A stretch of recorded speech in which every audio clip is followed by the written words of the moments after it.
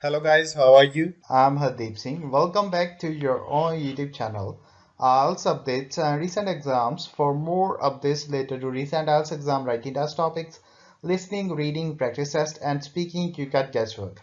Please, guys, participate in everyday listening and reading practice test to achieve your desired band score in your actual IELTS exam. Please hit the like and subscribe button. Press the bell icon for the upcoming notifications. Don't forget like, subscribe and share my YouTube channel and my Facebook page, IELTS updates and recent exams. Part 1. Anna receives a phone call from her friend Peter. You'll hear an extract from their conversation. First, you have some time to look at questions 1 to 6.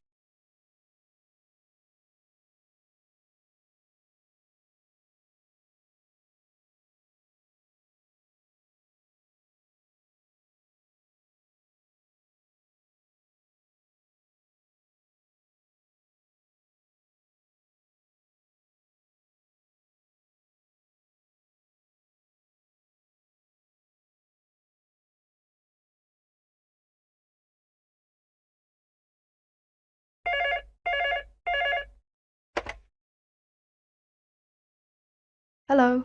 Hi Anna, look, I'm sorry to bother you so late. I just wanted to ask you a little favour. Oh, sure. Well, I'd like to help out.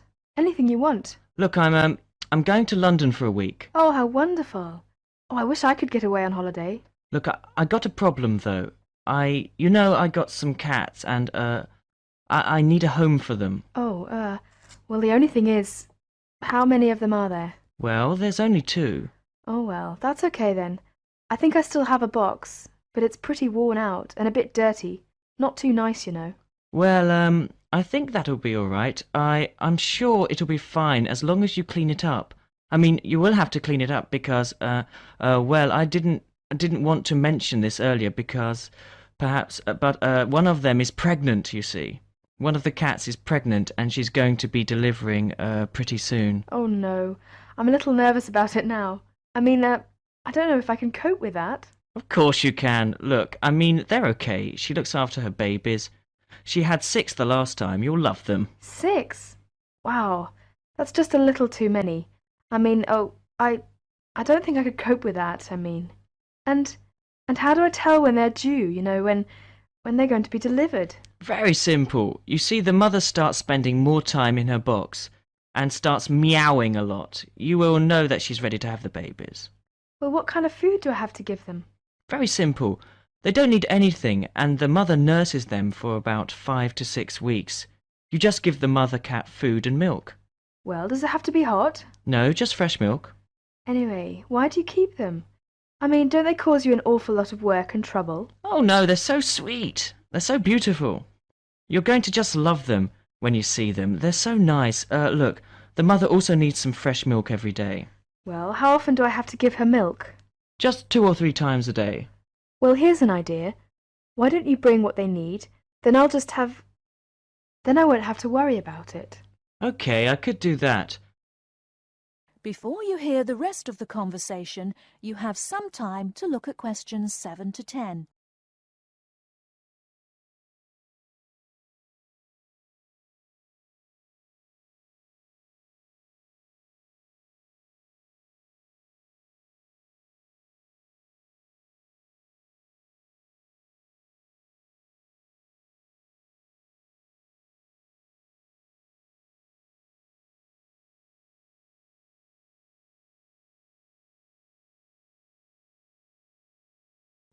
Now listen and answer questions 7 to 10.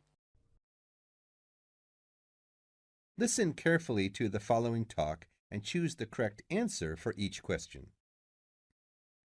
When the Europeans first came to the American continent more than 400 years ago, there were relatively few diseases and viruses on the new continent.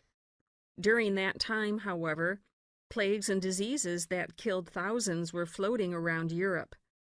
Eventually, some Europeans developed immunity to the unsanitary world of industrialization.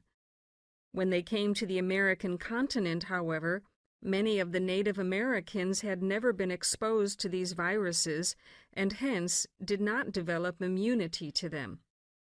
By sharing the same food and water sources, many Native Americans contracted the European diseases. At a time when medical vaccines were still in their early stages, this led to the tragic death of thousands. The Native Americans gradually developed immunity to these diseases and were able to interact with the new explorers and colonists. They traded everyday items with each other, which led to the hybridization of these two cultures. One enterprising European colonist had an interesting idea. Why not create a trading post where the two groups could sell their newly combined works of art? Eventually, a post was set up, and the distinctly American works became known throughout the country for their unique styles. The trading post continued for a couple more decades until it eventually faded away. The works of that time period can now be seen at the Smithsonian National Museum. Until very recently, some tribes were still making pieces of art and selling them in their local trading posts. That is the end of part 1. You now have half a minute to check your answers.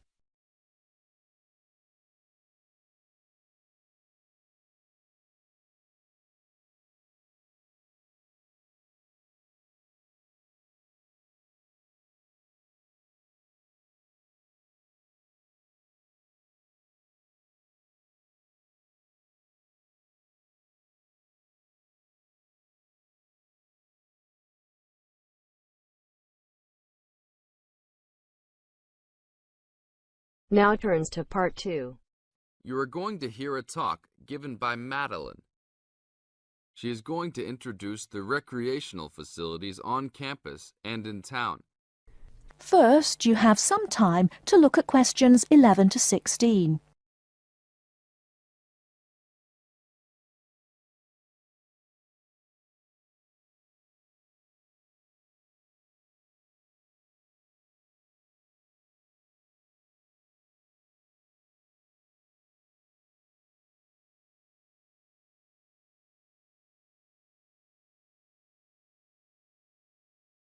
Now, listen carefully and answer questions 11 to 16.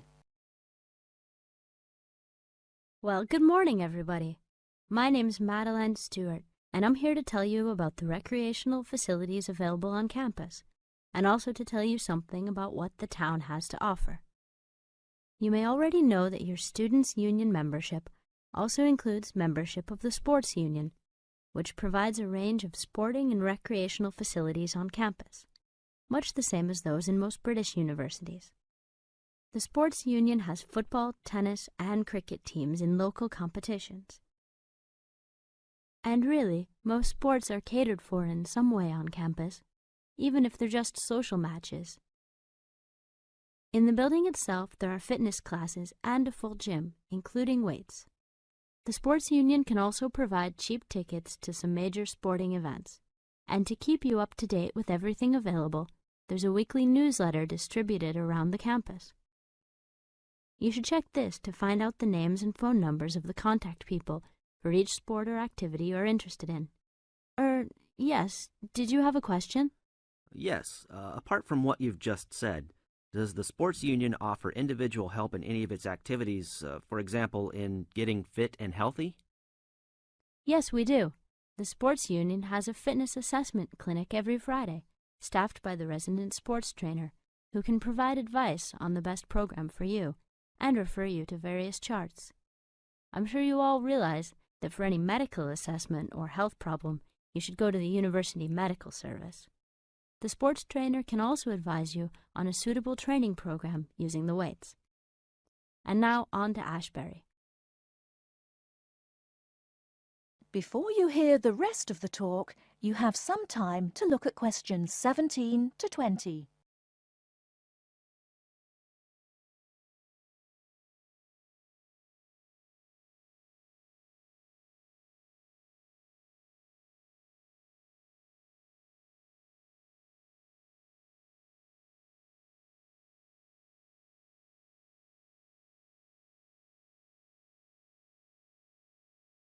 Now listen and answer questions 17 to 20.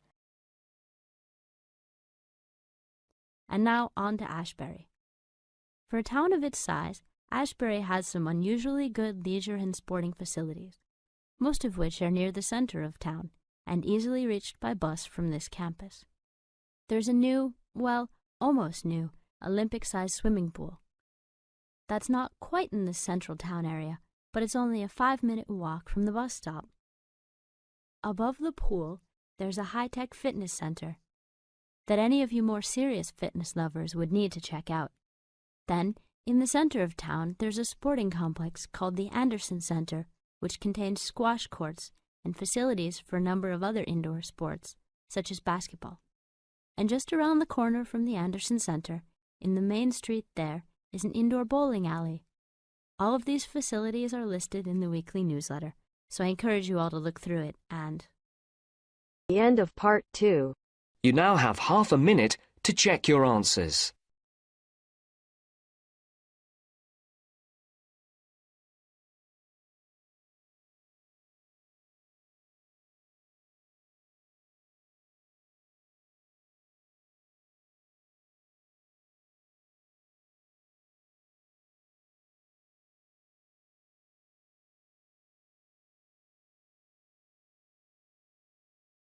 Now turns to part 3. You will hear an interview about global warming. As you listen, answer questions 21 to 30.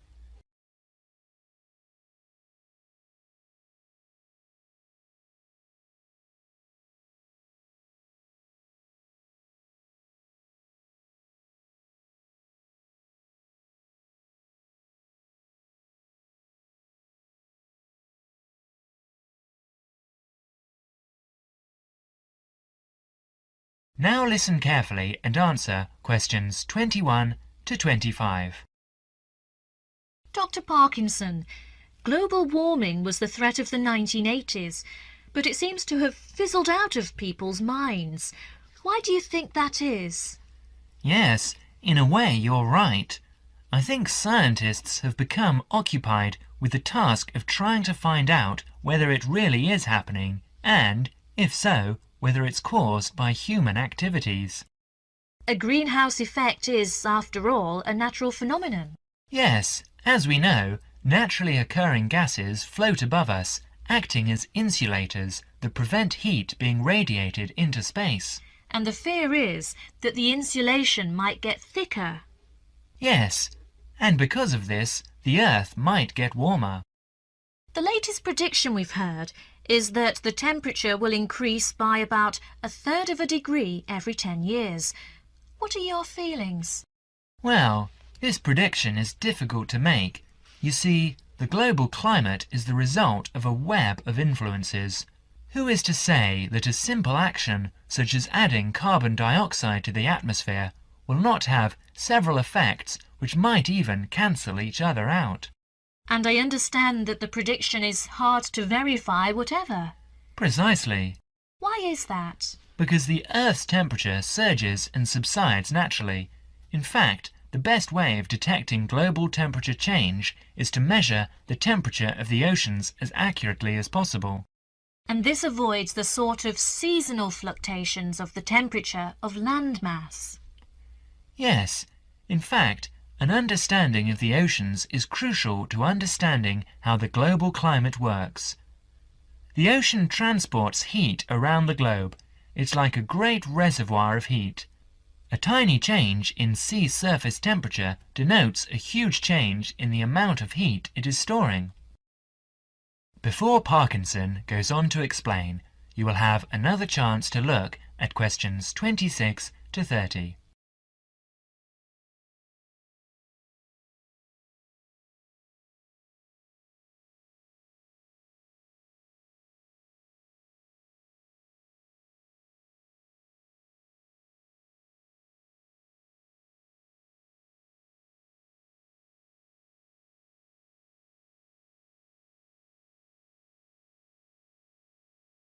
Now listen to the rest of the talk carefully and answer questions 26 to 30. And now, I understand you are looking at ways of refining this measurement of ocean temperature. Yes, for a long time we've measured it by placing thermometers in buoys bobbing in the oceans, and also when ships draw water through their engines. It's also been done by satellite, hasn't it? Yes, but now data from a more promising system is being collected. This is the European Along-Track Scanning Radiometer, or ATSR, a much simpler name. The ATSR orbits the Earth above us. And what stage are you at with this? Well, it's been up there 2.5 years now. It's an infrared detector that senses the Earth's temperature with great accuracy, and this is what we need. We have to be able to separate out random changes in temperature. I believe there are other advantages as well. There are several. Every few days it covers the entire Earth, so it produces large quantities of data. It measures the temperature from 2 angles, which allows correction for any effects that the intervening atmosphere may be having on its readings. Its field of view has a width of 500 kilometers, and it measures the temperature to 0.3 degrees centigrade. And it should go on for years? Yes. Thank you, Dr. Parkinson, for talking to us today. And now over to... That is the end of part 3. You now have half a minute to check your answers.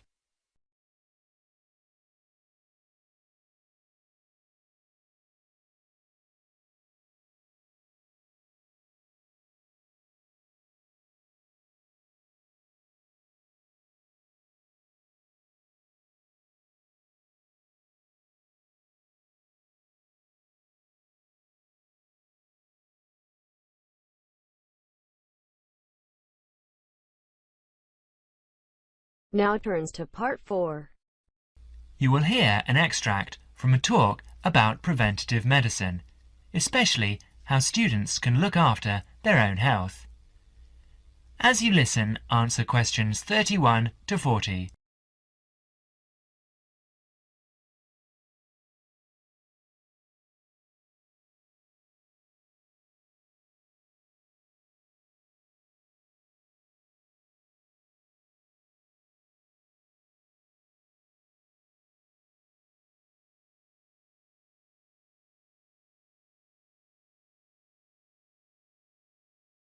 Now listen carefully and answer questions 31 to 40. Good morning. I'm Dr. Pat Plant, and I'm here to talk to you about preventative medicine in its widest and most personal aspects. In other words, I'm here to tell you how the patients should wrest control of their health away from the practitioners of medicine and take charge of their own medical destiny. I want to talk about staying out of the hands of the doctor.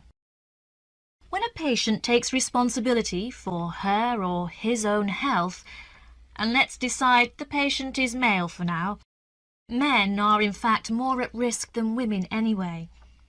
When the patient takes over his own health regime, he must decide what he wants to do. The first thing, of course, is to give up the demon nicotine. Smoking is the worst threat to health, and it's self-inflicted damage.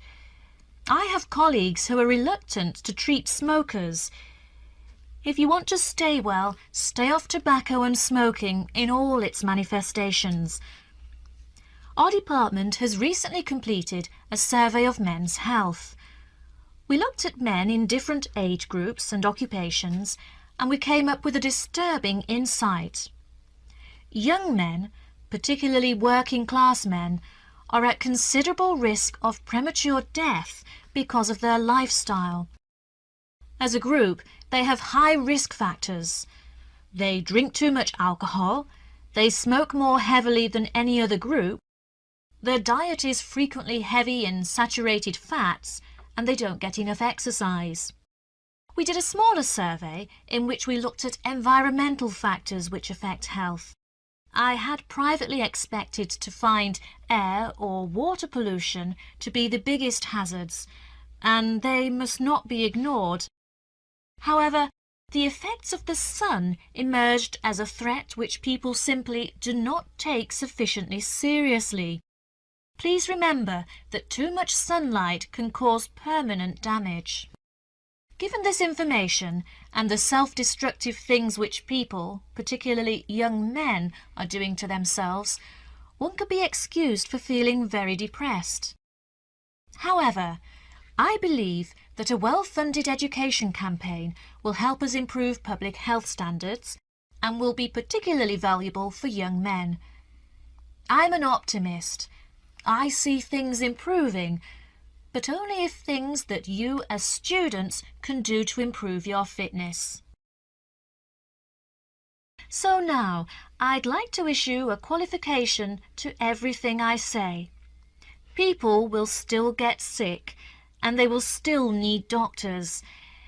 This advice is just to reduce the incidence of sickness. It would be great if disease was preventable, but it's not. However, we have power. In the late 1980s, the Surgeon General of the United States said that 53% of our illnesses could be avoided by healthy lifestyle choices. I now want to discuss these choices with you. You should try to make keeping fit fun. It's very hard to go out and do exercise by yourself, so it's wise to find a sport that you like and do it with other people.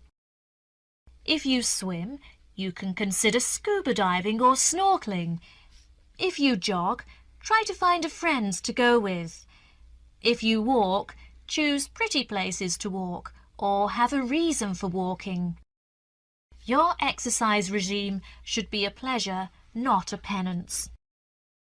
The university is an excellent place to find other people who share sporting interests with you, and there are many sports teams you can join. This, unfortunately, raises the issue of sports injuries, and different sports have characteristic injuries.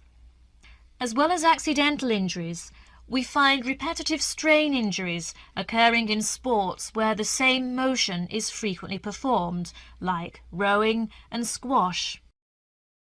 The parallel in working life is repetitive strain injury, which may be suffered by typists or other people who perform the same action hour after hour, day after day. In this context, therefore, the most important thing to remember before any sport is to warm up adequately. Do stretching exercises and aim at all times to increase your flexibility. Be gentle with yourself and allow time to prepare for the game you have chosen to play. Don't be fooled by the term warm-up, by the way. It's every bit as important to do your warm-up exercises on a hot day as on a cool one. I think one of the recognitions is that all sports can borrow from each other. Many sports programs are now encouraging players to use cross-training techniques, that is, to borrow training techniques from other sports. Boxers have been using cross-training for years, building up stamina by doing road work and weight training, while honing their skills and reflexes. Other sports which require a high level of eye-hand coordination are following this trend. So you see table tennis players running and jogging to improve their performance, and footballers doing flexibility exercises which can help them control the ball better. All of these results are good, but the general sense of well-being is best, and is accessible to us all, from trained athletes to people who will never run 100 meters in less than 15 seconds. Good health is not only for those who will achieve athletic greatness. That is the end of part 4. You now have half a minute to check your answers. So guys, don't forget like, subscribe and share my YouTube channel and my Facebook page, IELTS updates and recent exams. For more updates related to recent IELTS exam writing test topics, listening, reading, practice test and speaking, you got guesswork.